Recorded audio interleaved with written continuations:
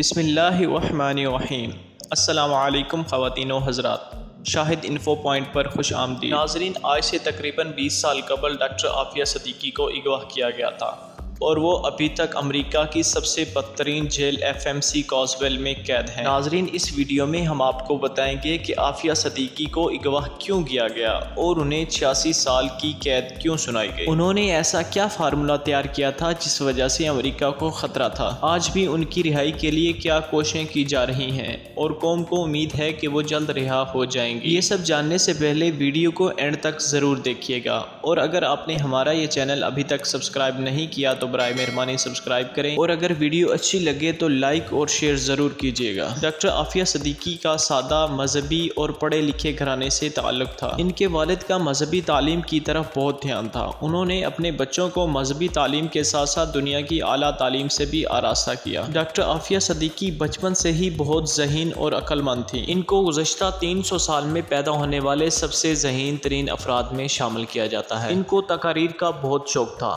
Doctor Aamir Liaquat مرحوم کو تقاریری مقابلوں میں ان کے ساتھ اکثر دیکھا جاتا تھا۔ لڑکوں میں ڈاکٹر عامر لیاقت جیتتے تھے اور لڑکیوں میں عافیہ صدیقی جیتتی تھی، اور اگر کبھی لڑکوں اور لڑکیوں کا اکٹھا تقاریری مقابلہ ہوتا تو ڈاکٹر عامر لیاقت کہتے کہ میں دوسری یا تیسری پوزیشن کے لیے محنت کرتا تھا، کیونکہ مجھے معلوم تھا کہ پہلی پوزیشن تو ڈاکٹر عافیہ کی ہی ہوگی۔ چونکہ ڈاکٹر عافیہ کا تعلق ایک مذہبی گھرانے سے تھا، اس لیے ان کے خاندان میں لڑکیوں کی جلد ہی شادی کر دی جاتی تھی۔ ان کے بھائی تعلیم کے سلسلے میں امریکہ گئے تھے۔ انہوں نے اپنی بہن ڈاکٹر عافیہ کو یونیورسٹی آف ہیوسٹن میں اسکالرشپ کے لیے اپلائی کرنے کا مشورہ دیا۔ انہوں نے اپنی قابلیت کے بلبوتے پر اسکالرشپ حاصل کیا اور وہ تعلیم حاصل کرنے کے لیے امریکہ چلی گئی۔ اس کے بعد انہیں MIT جیسی دنیا کی ٹاپ یونیورسٹیز سے اسکالرشپ کی آفرز ہوئیں۔ انہوں نے بایولوجی میں گریجویشن کی اور اپنی ریسرچ کی بیس پر ایوارڈز بھی حاصل کیے۔ PhD کرنے کے بعد کہا یہ جاتا ہے کہ انہوں نے ایک ایسی ریسرچ کی جو امریکہ کے ٹاپ سائنٹسٹ بھی نہ کر سکے۔ اس ریسرچ کو استعمال کرتے ہوئے کسی بھی ملک کے لیے بہت طاقتور دفاعی نظام کھڑا کیا جا سکتا تھا۔ امریکہ کے کچھ سائنسدانوں کو جب ڈاکٹر عافیہ صدیقی کی اس ریسرچ کے بارے میں علم ہوا تو انہوں نے امریکن اداروں کو اس کے بارے میں خبردار کیا۔ ان کا ماننا تھا کہ اگر یہ ریسرچ پاکستان کے ہاتھ لگ گئی تو ان کا بہت نقصان ہوگا۔ اس کے بعد جب امریکن اداروں نے وہ ریسرچ ڈاکٹر عافیہ صدیقی سے حاصل کرنے کی کوشش کی تو انہیں معلوم ہو گیا کہ اگر یہ ریسرچ ان کے ہاتھ لگ گئی تو وہ ہمیشہ کی طرح اسے مسلمانوں کو نقصان پہنچانے کے لیے استعمال کریں گے۔ ڈاکٹر عافیہ صدیقی بہت ذہین تھی۔ انہوں نے وہ ریسرچ ایک راز کے طور پر اپنے پاس رکھی۔ وہ بھی اپنے والد کی طرح دینی تعلیم کے بہت قریب تھی۔ وہ صحیح معنوں میں قرآن پاک کی تعلیم مسلمانوں کو دینا چاہتی تھی۔ وہ اپنی تعلیم کے دوران تقاریر بھی کرتی تھی اور مسلمانوں کو متحد دیکھنا چاہتی تھی۔ وہ مسلمان بچوں کو دنیاوی تعلیم بھی قرآن ہی کے ذریعے سکھانا چاہتی تھی۔ وہ طب اور بزنس کے اصول و ضوابط بھی قرآن ہی کے ذریعے سکھانا چاہتی تھی۔ ان کا ماننا تھا کہ ملک کو چلانے کے لیے اصولوں کا علم قرآن اور حضرت محمد صلی اللہ علیہ وآلہ وسلم کی زندگی کے علاوہ کہیں اور سے نہیں مل سکتا۔ ڈاکٹر عافیہ صدیقی کی شادی 1995 میں امجد خان سے ہوئی۔ 96 میں ان کا پہلا بیٹا پیدا ہوا جس کا نام انہوں نے احمد رکھا۔ دوسرا بیٹا سلیمان اور ایک بیٹی مریم ہے۔ ان کی شادی کامیاب نہ ہو سکی اور چند ہی سالوں بعد 2002 میں ان کی طلاق ہو گئی۔ طلاق کے بعد ان کے سابق شوہر یہ الزامات بھی لگاتے رہے کہ وہ ایک خطرناک خاتون ہے، وہ دہشت گردی میں بھی ملوث ہے، لیکن اس نے اپنے بچوں کی تمام تر کسٹڈی ڈاکٹر عافیہ کو دے دی۔ اس سے صاف ظاہر ہوتا ہے کہ اس کے لگائے گئے تمام تر الزامات سراسر جھوٹے تھے۔ ناظرین، یہ کہا جاتا ہے کہ یہ امریکن کا پلان تھا کہ امجد خان ان سے شادی کریں اور ان سے وہ ریسرچ حاصل کریں، لیکن وہ کامیاب نہ ہو سکے اور ڈاکٹر عافیہ کو طلاق دے دی اور انہیں اس کے بعد اغوا کرنے کا بھی منصوبہ بنایا گیا۔ امریکہ میں 12 سال رہنے کے بعد ڈاکٹر عافیہ صدیقی 2002 میں پاکستان واپس آئیں۔ ناظرین، ڈاکٹر عافیہ صدیقی 31 مارچ 2003 کو اپنے بچوں کے ساتھ ایک ٹیکسی میں سوار وہ اسلام آباد کی فلائٹ کے لیے ایئرپورٹ جا رہی تھیں، لیکن راستے میں انہیں کچھ لوگوں نے روکا اور ان سب کو اغوا کر لیا اور اگلے 5 سال تک ان کا کچھ اتا پتہ نہ چلا۔ 2008 میں امریکن اداروں نے ڈاکٹر عافیہ کے گھر والوں سے رابطہ کیا اور ان کے بڑے بیٹے احمد کو ان کے حوالے کر دیا گیا۔ اس کے بعد 2010 میں ان کی بیٹی مریم کو DNA ٹیسٹ کے بعد ان کی خالہ ڈاکٹر فوزیہ کے حوالے کر دیا گیا۔ ڈاکٹر عافیہ کو افغانستان میں بگرام ڈیٹینشن سینٹر میں رکھا گیا تھا۔ 2006 میں موزمبیق جو بگرام اور گوانتا ماتا نامی جیل میں قیدی رہ چکے تھے، انہوں نے اپنی کتاب میں لکھا کہ بگرام جیل میں انہیں ایک عورت کی دردناک چیخیں سنائی دیتی تھیں اور وہ قیدی نمبر 5 دا بریو لیڈی اور بگرام کے نام سے مشہور ہو گئی تھی۔ ان میں سے کچھ کا ماننا یہ تھا کہ یہ ڈاکٹر عافیہ صدیقی ہی ہیں، لیکن یہ بات یقین سے نہیں کہی جا سکتی تھی۔ 2008 میں ڈاکٹر عافیہ کو رہا کیا گیا اور ان کے پاس ایک بچے کو لایا گیا جس کے بارے میں یہ کہا گیا کہ وہ ان کا بیٹا احمد ہے، اور انہوں نے ان کے بیٹے کے ساتھ ڈاکٹر عافیہ صدیقی کو قتل کرنے کا منصوبہ بنایا۔ ان کی رہائی کے بعد ایک امریکن اور دوسری افغانیوں کی طرف سے 2 سٹوریز سامنے آتی ہیں۔ افغانیوں کی طرف سے یہ کہا جاتا ہے کہ رہائی کے بعد ڈاکٹر عافیہ صدیقی کو اپنے بچے کے ساتھ گورنر ہاؤس کی طرف جانے کو کہا گیا، جبکہ وہ گورنر ہاؤس جانے کی بجائے مسجد کی طرف گئیں اور کمزوری کی وجہ سے چل نہ سکی اور وہیں پر گر گئی۔ لیکن امریکنز کی طرف سے یہ کہا گیا کہ ان کے فوجیوں کے پاس یہ خبر آئی کہ ایک عورت مسجد کی طرف ایک بچے کے ساتھ پڑے گی جو دکھنے میں بہت کمزور ہوگی لیکن وہ بہت خطرناک ہوگی۔ انہوں نے اس کو دیکھتے ہی شوٹ کر کے قتل کر دیا، لیکن یہ جھوٹی خبر تھی جس نے ان کے خاندان کے ساتھ ساتھ پورے پاکستان کو صدمے میں ڈال دیا۔ امریکنز نے یہ بھی الزام لگایا کہ ڈاکٹر عافیہ نے ان کے فوجی افسران پر حملہ کیا،